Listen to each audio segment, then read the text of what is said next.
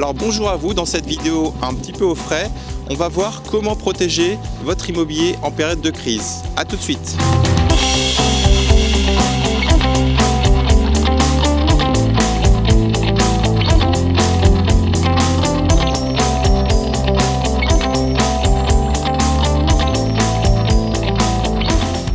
On est toujours au massif du Sancy, donc à côté du Mont d'Or. Là on a un beau soleil et on commence à avoir pas mal de neige en tout cas.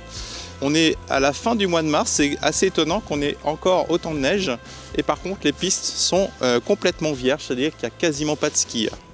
Alors je voulais aborder un thème qui est quasiment jamais abordé, c'est comment protéger son immobilier en période de crise. Donc vous me connaissez, aujourd'hui je dis ce que je pense, je sais que vous êtes nombreux à me suivre et à investir dans l'immobilier, mais en période de crise, l'immobilier, il peut y avoir des secousses. Et aujourd'hui dans cette vidéo, l'objectif c'est de comprendre comment protéger votre immobilier en période de crise.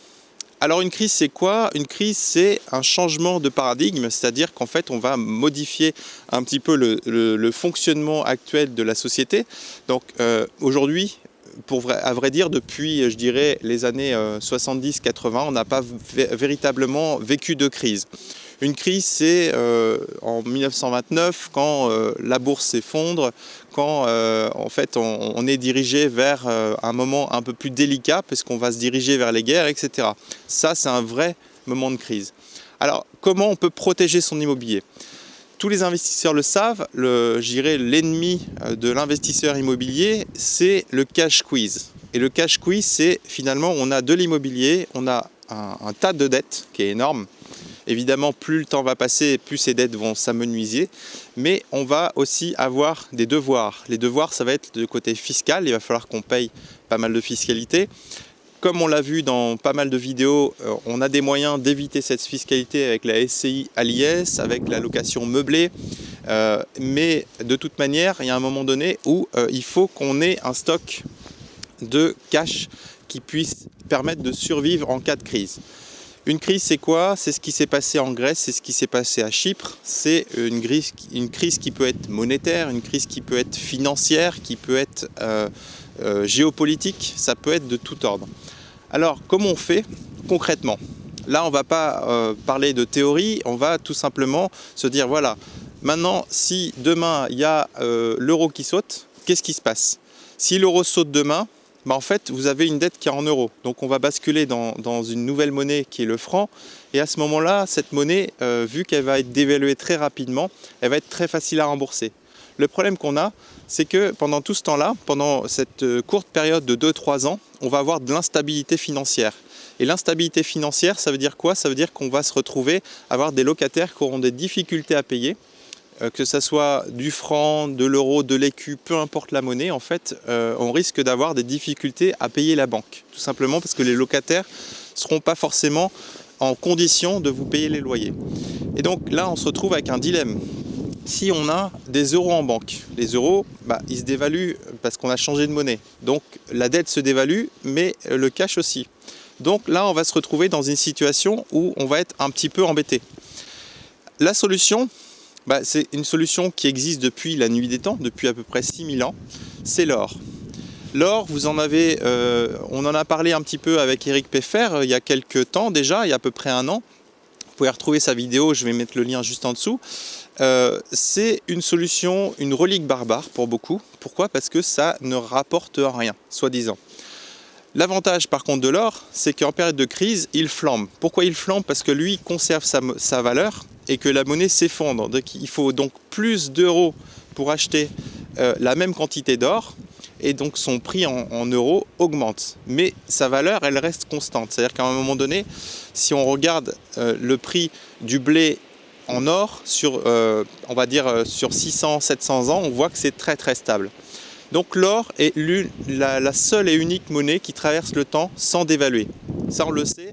Et c'est la raison, exactement cette raison pour laquelle on cherche à vous empêcher d'acheter de l'or. Parce que si vous avez de l'or, vous êtes libre.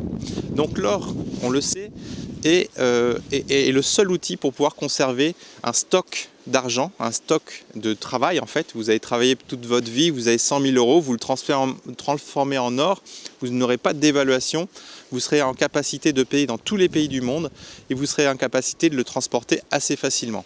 Aujourd'hui, si vous avez 100 000 euros en euros, 100 000 euros sur un compte en banque, si la banque fait faillite, vous perdez cet argent. Si l'État décide de bloquer ou de geler les comptes, vous perdez cet argent. Si jamais l'État dévalue sans vous le dire, vous perdez cet argent, mais vous vous en rendez pas compte.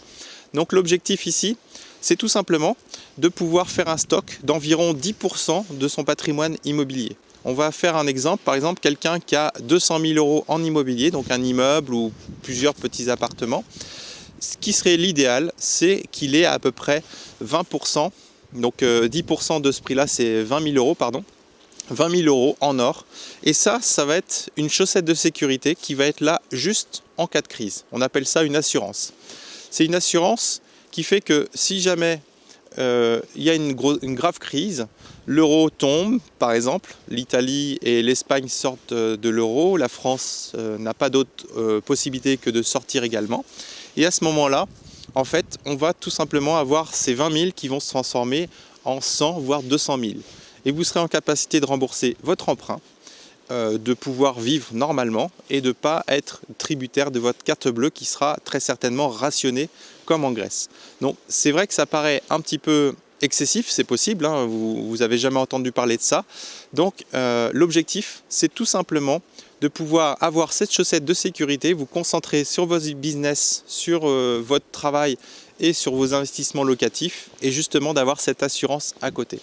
Quelqu'un qui a 1 million d'euros de patrimoine immobilier, l'idéal c'est d'avoir entre 50 et 100 000 euros en or. Pourquoi? Parce que en cas de crise, non seulement il va y gagner, mais en plus il va être le seul dans sa famille et son entourage à pouvoir acheter de la nourriture de manière rapide et de pouvoir tout simplement subvenir à sa famille. Ce qui s'est passé en Grèce et à Chypre, je vous invite tout simplement à regarder un petit peu ce qui s'est passé. Vous verrez que ce n'est pas forcément très folichon. Vous verrez également qu'il y a pas mal de gens qui se sont retrouvés à être ruinés.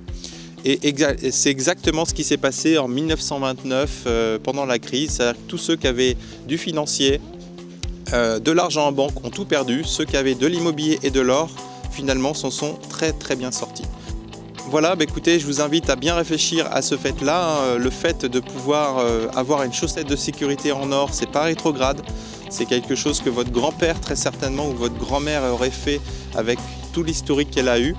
Et moi, je vous invite à être prudent. En tout cas, on peut développer un business en étant complètement optimiste. On peut développer tout un patrimoine immobilier, mais il faut une assurance en cas de coup dur. Voilà.